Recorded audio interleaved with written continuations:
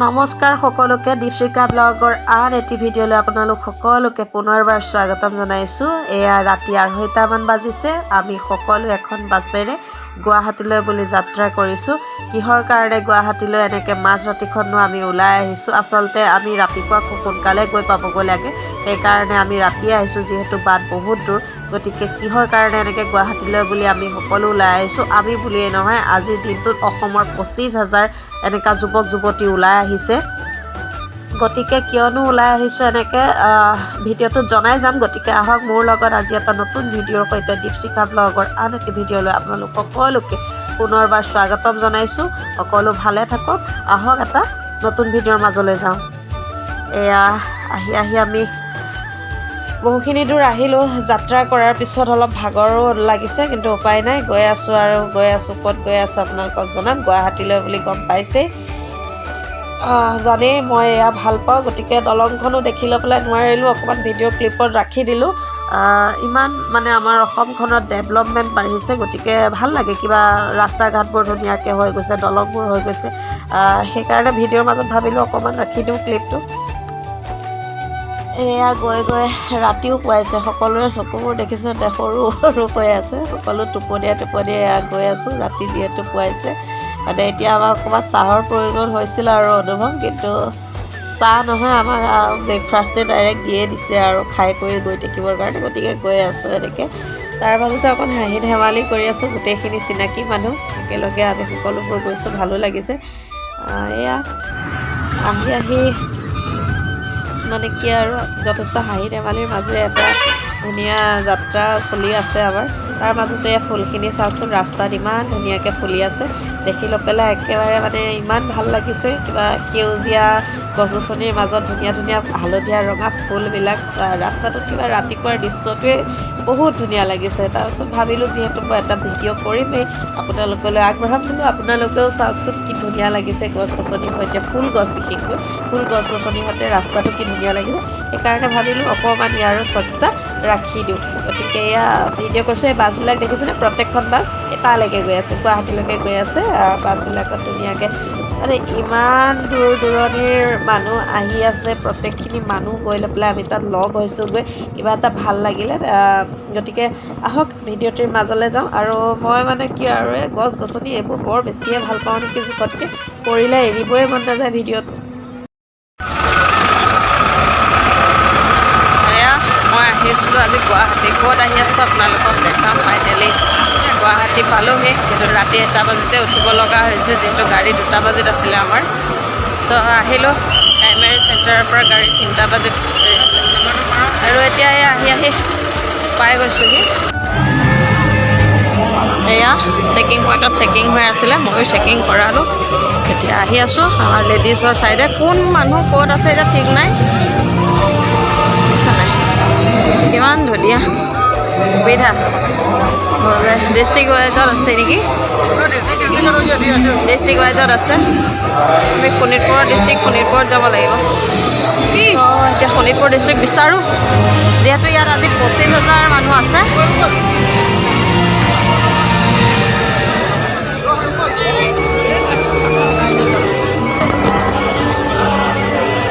এয়া হৈছে গুৱাহাটী খানাপাৰা পশু চিকিৎসালয় মহাবিদ্যালয়ৰ খেলপথাৰ। ইয়াতে আজি অসম চৰকাৰৰ আঁচনি মুখ্যমন্ত্ৰী আত্মনিৰ্ভৰ অসম অভিযানৰ চেক বিতৰণ কাৰ্যসূচীৰ শুভাৰম্ভণি কৰিব আমাৰ অসমৰ জনপ্ৰিয় মুখ্যমন্ত্ৰী ডক্টৰ হিমন্ত বিশ্ব শৰ্মা ছাৰে।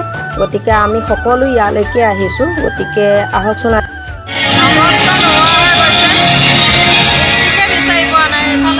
মাজুলীলৈকে বিচাৰিলোঁগৈ। সিটো ছাইডে চাগে শোণিতপুৰ ডিষ্ট্ৰিক্ট আছে। মানে যেনি চেক কৰিছে সেইফালে গুচি আহিব লগা হৈছে ন। বিচাৰি ফুৰিছোঁ, কিমান অসংখ্য মানুহ।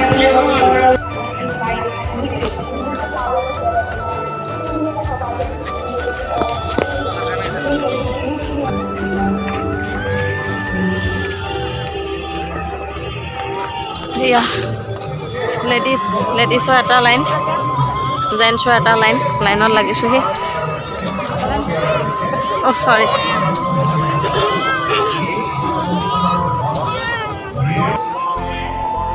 CM AAA অভিযান আঁচনিখনৰ এয়া আজি প্ৰথম শুভাৰম্ভণি। গুৱাহাটী খানাপাৰাত অনুষ্ঠিত হৈছে। ইয়াতে আত্মনিৰ্ভৰ অসম অভিযানৰ মুখ্যমন্ত্ৰীৰ যি সপোন ঔদ্যোগিক ব্যৱস্থাপনাৰ, গতিকে ইয়াতে অসমৰ বিভিন্ন প্ৰান্তৰ পৰা অহা যুৱক যুৱতীসকল একলগ হৈছে আৰু ইয়াতে আজি চেক বিতৰণ কাৰ্যসূচী অনুষ্ঠিত কৰা হ'ব। গতিকে আমিও ইয়ালৈ বুলিয়ে আহিছিলোঁ। ভিডিঅ' ক্লিপটো দিওঁতে কিমান দিন হৈ যাব সেইটো মই নাজানো, যিমানখিনি পাৰোঁ সোনকালেই দিবলৈ চাম, কিন্তু আপোনালোকে চাই ল'বলৈ আকৌ পিছত ভুল নুবুজিব। এয়া 30 ছেপ্টেম্বৰৰ দিনাখনৰ ঘটনা। আপোনালোকে নিউজততো পায়ে গৈছে, অসমত সকলোৱে গমেই পাই গৈছে।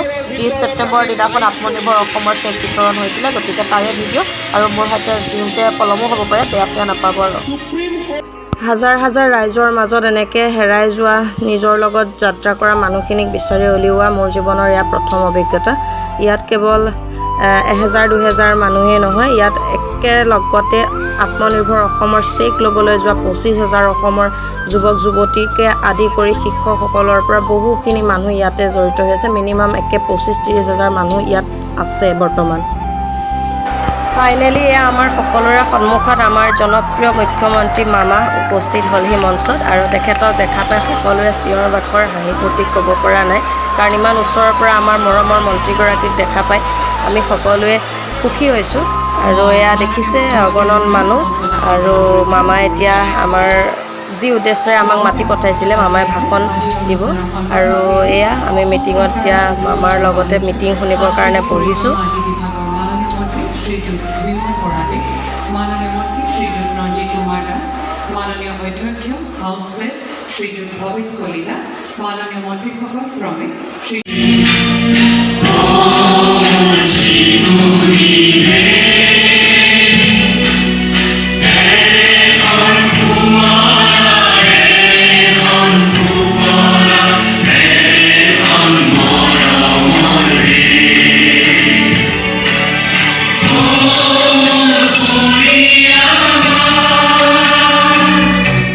কষ্ট হৈছে নেকি?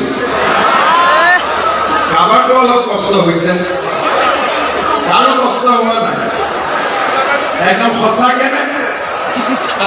ঠিক আছে। আজি মিটিংখনৰ আৰম্ভণি অনুষ্ঠানত অসমৰ জাতীয় সংগীতেৰে শুভাৰম্ভণি কৰি মামাই নিজৰ বক্তব্য দাঙি ধৰিছে, আৰু প্ৰথমে মঞ্চত উঠিয়ে কি আমাৰ খবৰ সুধিছে যে কিবা কষ্ট হৈছে নেকি বাটত আহোঁতে। সঁচাই ভাল লাগিছে জনপ্ৰিয় মন্ত্ৰীগৰাকী, বিশেষকৈ অসমৰ বৰ্তমান মামাই এনেধৰণে যে সকলোখিনি ফালৰ পৰা আমাৰ খবৰ ৰাখে, সেইকাৰণেই ভাল লাগে। গতিকে আহক ভিডিঅ'টিৰ মাজলৈ যাওঁ। নিবনুৱা যুৱক যুৱতীসকলৰ স্বাৱলম্বী কৰাৰ ক্ষেত্ৰত যি ক্ষুদ্ৰ উদ্যোগ স্থাপনৰ কাৰণে চৰকাৰৰ ফালৰ পৰা আমাক সাহায্য আগবঢ়াইছে। ইয়াত দেখিছে 25,000 মানুহে প্ৰথম কিস্তিৰ ধন ইতিমধ্যে 75,000 টকাকৈ এখন চেক লাভ কৰিছে। মামাৰ এয়া সুন্দৰ পদক্ষেপত আমি সদায় সুখী হৈছোঁ, আৰু আপোনালোকে আৰু বহুতখিনি এপ্লাই কৰিব পাৰিব। CM-AAA এই অভিযানৰ আৰু 75,000 নতুন যুৱক যুৱতীয়ে এপ্লাই কৰিব পাৰিব। এই মাহৰ অৰ্থাৎ অক্টোবৰ মাহৰ 5 তাৰিখে নতুনকৈ এপ্লাইৰ কাম আৰম্ভ কৰিম বুলি মামাই সেইদিনাই ঘোষণা কৰিছে। গতিকে যিসকলে বিচাৰে, ইচ্ছুকসকলে এপ্লাই কৰিব পাৰিব। প্ৰথম পৰ্যায়ত 2টা ইণ্টাৰভিউ হ'ব, তাৰপাছত ইণ্টাৰভিউত চিলেকশ্যন হোৱাৰ পিছতে আপোনালোকে 3দিনীয়া ট্ৰেইনিং কৰিব লাগিব, তাৰপিছতে চেকখন পায়। আৰু এয়াই এটা সোণালী সুযোগ, যিহেতু আমি নিবনুৱাসকল এনেই আছোঁ, টকা পইচাৰ অভাৱৰ কাৰণে কাম কৰিব পৰা নাই। গতিকে এয়া চৰকাৰৰ ফালৰ পৰা আমালৈ অকণমান সহায় আগবঢ়াইছে। গতিকে এইখিনি সুবিধাখিনি ল'ব লাগে, আৰু সকলোৱে নিজৰ নিজৰ কামত আগবাঢ়িবলৈ চেষ্টা কৰক। খুব এটা ভাল লাগিল সেই দিনটো পাৰ কৰি লৈ পেলাই, আৰু আমিও এতিয়া নিজৰ প্ৰজেক্ট মতে কাম কৰিব লাগিব। মামাই সেইখিনি আমাক কৈছে, প্ৰজেক্টৰ মতে কাম কৰিম। আৰু মোৰ মাতটো একেবাৰে ভাঙি আছে, বেয়া নাপাব, ভিডিঅ'টো চাই হয়তো আপোনালোকে অকণ বেয়াও পাব পাৰে।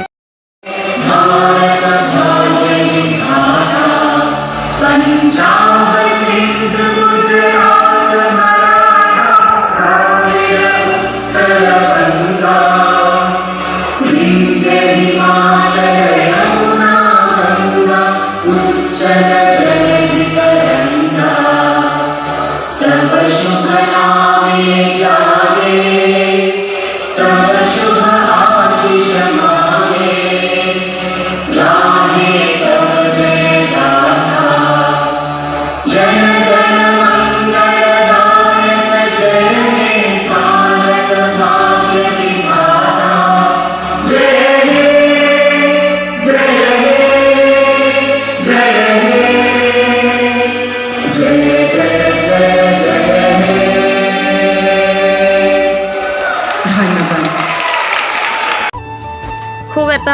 ভাল অনুষ্ঠান আমাৰ সামৰণি পৰিছে আৰম্ভণি অসমৰ জাতীয় সংগীতেৰে আৰু শেষ হৈছে মিটিংখন ভাৰতৰ ৰাষ্ট্ৰীয় সংগীতেৰে প্ৰত্যেকজন ভাৰতীয় ৰাষ্ট্ৰীয় সংগীত শুনাৰ লগে লগে গাৰ নোম শিয়ৰি উঠে এটা গৌৰৱময় পৰিৱেশৰ মাজত মিটিংখন আমাৰ অসমৰ জনপ্ৰিয় মুখ্যমন্ত্ৰী ডক্টৰ হিমন্ত বিশ্ব শৰ্মা ছাৰে মানে মামায়ে মিটিংখন শেষ কৰিছে আৰু এটা গৌৰৱময় পৰিৱেশৰ মাজত আমিও মিটিংখন শেষ কৰিলে পৰৱৰ্তী অনুষ্ঠানৰ বাবে যাবলৈ সাজু হৈছোঁ গতিকে আহক ভিডিঅ'টিৰ মাজত মোৰ লগত লৈ যাওঁ আপোনালোকক ক'ত কেনেদৰে আমাৰ প্ৰচেছবোৰ হৈছিল আপোনালোকক মাত্ৰ অকণমান দেখাবলৈ চেষ্টাহে কৰিছোঁ গতিকে ভিডিঅ'টো মোৰ লগত আহি লৈ পেলাই চাই যাব আৰু ভাল লাগিলে ছাপোৰ্ট কৰিব মামাৰ প্ৰগ্ৰেম শেষ কৰি এতিয়া আমি আকৌ ঘূৰি আহি আছোঁ বছৰলৈকে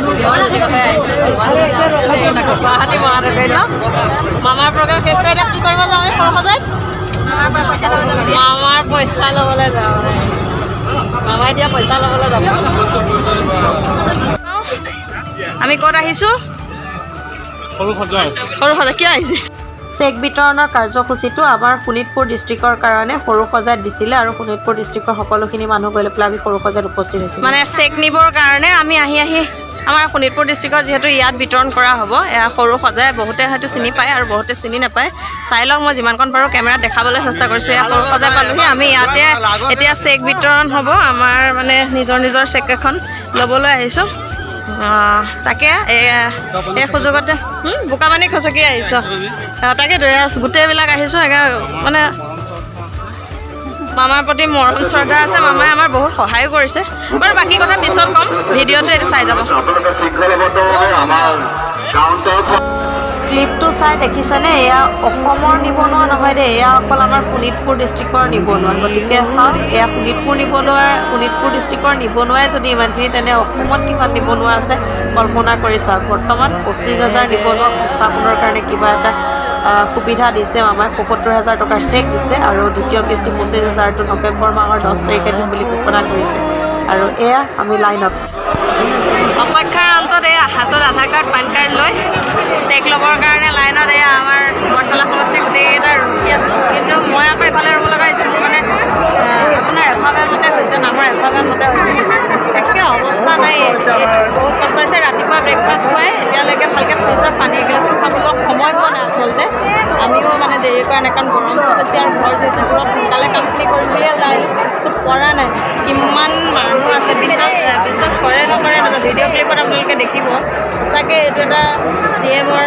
বহুত এটা ডাঙৰ পদক্ষেপ অসমৰ উঠি অহা ল'ৰা ছোৱালীসকলৰ বহুত সুবিধা হ'ব আমি নিজে কিন্তু এইটো বহুত হেপী আৰু বাকীখিনিতো কি কৰিব পাৰিম আমি জনাম বাৰু কিন্তু এটা ধুনীয়া পদক্ষেপ লৈছে গতিকে সেয়া তাৰ প্ৰচেষ্টা এগেইন মমেণ্ট পইচা চৰ্চৰ অৱস্থাত আছোঁ পইচা নিদিয়ে আৰু চেকখন দিব বাকী কি হয় বাৰু আপোনালোকক জনাম দেখাই যাম ফাইনেলি চেকখন ল'লোঁ আৰু এতিয়া চেকখন লৈ পেলাই মই আমাৰ পিংকু আহিছে মোক লগ কৰিবলৈ আপোনালোকে আগৰ ভিডিঅ'ত তাক দেখিছে আমাৰ ফেমিলিৰে হয় পিংকু সি গুৱাহাটীতে থাকে সি মোক লগ কৰিব আহিছে আৰু মই এতিয়া তাক লগ কৰিবলৈ বাটলৈ বুলি ওলাই আহিছোঁ যিহেতু মোবাইল নেটৱৰ্ক নাছিল গতিকে বেচেৰা দিনটো ইমান মানুহৰ মাজত বিচাৰি মোক উলিয়াইছে তাৰ বাবে থেংকছ ভাই একে ঘৰৰ মানুহ এজন ৰখি থকা নিচিনা লাগিছে খোৱা বোৱাৰ পৰা গোটেইখিনি সি যা যোগাৰ মোক কৰি দিছে